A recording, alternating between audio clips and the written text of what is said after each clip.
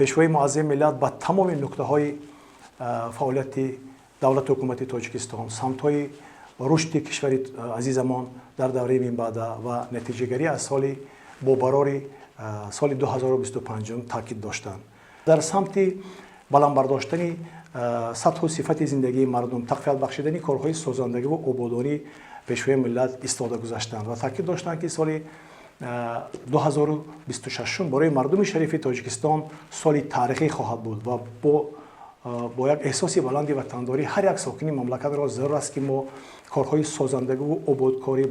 را تقویت بخشیده این دستاوردی بزرگ ملی، یعنی جشن فرخنده 35مین سالگرد استقلالیت دولتی جمهوری تاجیکستان را با دستاوردهای شایسته باید که استقبال گیریم. ساکنان ناحیه ظفرآباد با مسئولیت بلند برای من بعد با راه ماندن فعالیت درست در راه رشد مملکت، برای تقویت بخشیدن کارهای ایدئولوژی، برای تربیت نسل جوان در راه وطندوستی و افتخار ملی، برای وسعت بخشیدن کارهای سازندگی و آبادکاری، بنیاد انشاءات‌های اجتماعی و فرهنگی و خدمت رسانی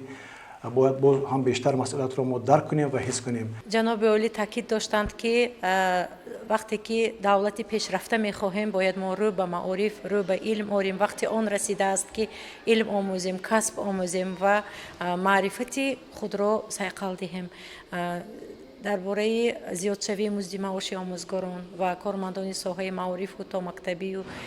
استیپندیاها گفته گذاشتند. جناب عالی تاکید کردند که بنیادی مؤسسه‌های تعلیمی برای فراهم آوردن شرایط خوب تعلیم گیرندگان برای درس آموختن و رقابت داشتن با معارف سطح بین المللی ما امروز مساعدت کنیم و افزایش اهالی و ما امکان می‌دهد که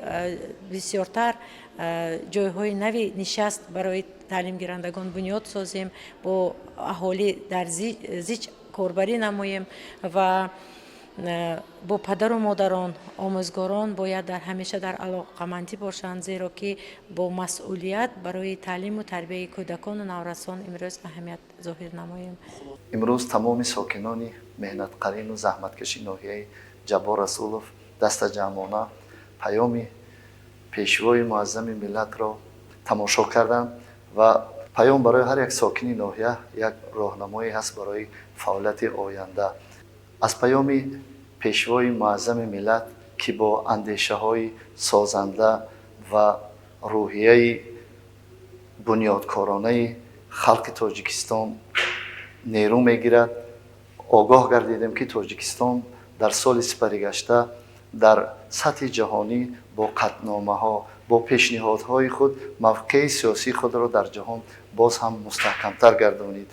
و پیام و اندیشه های سازنده پیشوای معظم ملت برای هر یک ساکن، برای هر یک تشکیلات و کارخانه ها یک راهنما بهر آینده درخشان کشور خواهد بود. در پیام پیشوای ملت نقطه های اساسی سیاست داخلی و بیرونی کشور تحلیل و معین گردیده وظیفه گذاری های مشخص به سال آینده گذاشته می شود. ما خدمتیان دولتی از پیام راهبری دولت الهامی تازه می گیریم و در دوام سال در روحی بلند وطنداری، خویشتنشناسی و هویت ملی در زیر پیام پیشوای ملت فعالیت نموده جهتی باز هم رشد کردن، رونق دادن تمام ساحه های خواجگی خلق کمری همت می‌بندیم و در سمت آبادکاری ها، بنیادکاری ها قدم های استوارانه می‌گذاریم. از پیام معلوم می شود که نشان دهنده های جمهوری تاجیکستان، فعالیت حکومت جمهوری تاجیکستان سال از سال بهتر و خوبتر گردیده در مقیاس جهان تاجیکستان همچون یک دولت رشد کرده ایستاده ارزیابی می گردد. خصوصا تشبس‌های جهانی تاجیکستان و اساسگزار صلح و وحدت ملی پیشوای ملت محترم امام رحمان باعث افتخار، سربلندی، باعث بخت و سعادت هر یک نفری با آرو ناموس می باشد. ما ساحه معارف و کلی کارمندان را می باید که برای باز هم بهتر نمودن سطح صفت تعلیم و تربیت نسل نورس در تلاش باشیم و برای خلق وطن خود صادقانه خدمت نماییم. آن پیشنهاد و آن موضوعهایی که در پیام بررسی گردید باعث قبول کلی مردم کشور می باشد که بهترین و افضلترش آن بود که باید نسل نورس تلاش به خواندن و علم و معرفت خویش قدم صادقانه بمانند و در رشد ساحه‌های اجتماعی فعالیت کاری خود را به راه مانند. امروز ما در یک بینای حاضر هستیم که به قریبی از طرف جناب عالی مورد بهره برداری قرار داده شد. این از آن شهادت می دهد که غمخواری های محترم جناب عالی نسبت ساحه معارف خیلی بلند می باشد. ما کارمندان ساحه معارف کوشش به خرج می دهیم که گفته های جناب عالی را سرمشق کاری خود نماییم، سطح صفت دانش خوانندگان را در آینده بلند برداشته در المپیادهای جمهوری و در المپیادهای بین المللی بر پرچم جمهوری تاجیکستان بلند برداریم. من از آن خرسند هستم که پیام نوبتی پیشوای معظم ملت را بینای نوی شعبه معارف نایه جبر سلوف که با تشبوس جناب عالی گشاده شد تماشا کردم و چنان که میگوییم پیام راهنمای ملت ما است. جناب عالی همه سمت‌های سیاست جمهوری تاجیکستان را در پیام خود بیان کردند و باز از ماه سپتامبر معاش آموزگاران را بلند کردند. شکرگزاری آن را داریم که زیر پرچم جمهوری تاجیکستان یعنی زندگی میکنیم. در پیام امساله خویش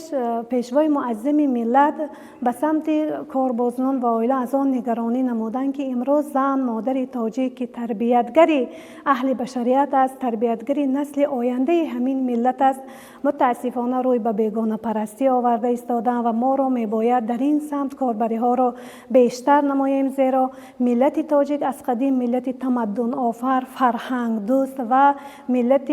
دارای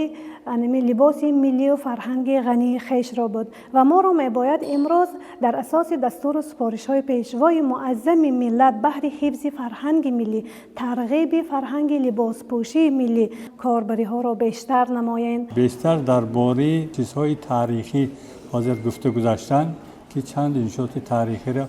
ما شنیدیم که مثلا پیشنهادی وای کردن بین خلقی شنیدیم، شاهنامه فردوسی، کتاب تاجیکان و شنیدیم با گفتن که درباره قرآن مجید که ما اون تصویر کردیم با دوام دارد به حوالی میرسانیم گفتن.